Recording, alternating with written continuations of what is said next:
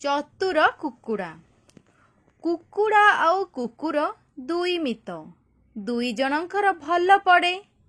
ହସି ଖେଳି ଦିନ ବିତି ଯାଉଥିଲା। ଦିନେ କୁକୁର ହାଲିଆ ହୋଇ ଶୋଇଯାଇଥାଏ। ବଣରୁ ବିଲୁଆଟିଏ ଆସିଲା।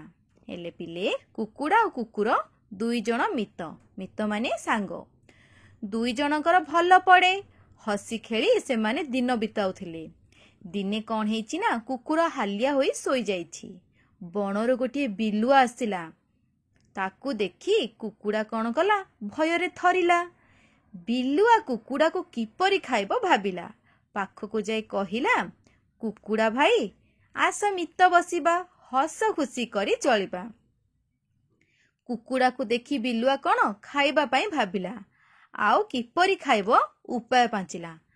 ବିଲୁଆ କୁକୁଡ଼ା ପାଖକୁ ଯାଇ କ'ଣ କହିଲା, କୁକୁଡ଼ା ଭାଇ ଆସ ମିତ ବସିବା, ହସ ଖୁସି କରି ଚଳିବା। କୁକୁଡ଼ା ବିଲୁଆର ଚାଲାକି ବୁଝିଲା। କହିଲା, ରହ ଆଉ ଜଣେ ମିତକୁ ଡାକିବି। ଯେତେବେଳେ ବିଲୁଆ କୁକୁଡ଼ାକୁ ମିତ ବସିବା ପାଇଁ ଡାକିଲା, ସେତେବେଳେ କୁକୁଡ଼ା ବିଲୁଆର ଚାଲାକି ବୁଝି ଯାଇଥିଲା। ଆଉ କହିଲା, ରହ ମୁଁ ଆଉ ଜଣେ ମିତକୁ ଡାକୁଛି, ଭାରି ମଜା ହେବ।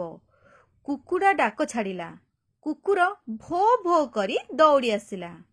କୁକୁରର ଭୋ ଭୋ ଶବ୍ଦରେ ବିଲୁଆ ଦେହରୁ ଝାଳ ବାହାରିଲା। ହୁକେ ହୋ ରଡ଼ି ଛାଡ଼ି ପଳାଇଲା। ତ ଦେଖିଲେ ତ ପିଲେ, ଗୋଟିଏ ବନ୍ଧୁ କିପରି ଆଉ ଗୋଟିଏ ବନ୍ଧୁକୁ ସାହାଯ୍ୟ କଲା। ଅସୁବିଧା ସମୟରେ କିପରି ସାହାଯ୍ୟ କଲା।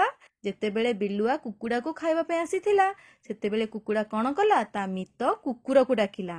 କୁକୁର ଆସିବା ଦେଖି ବିଲୁଆ ଭୟରେ ପଳାଇଗଲା।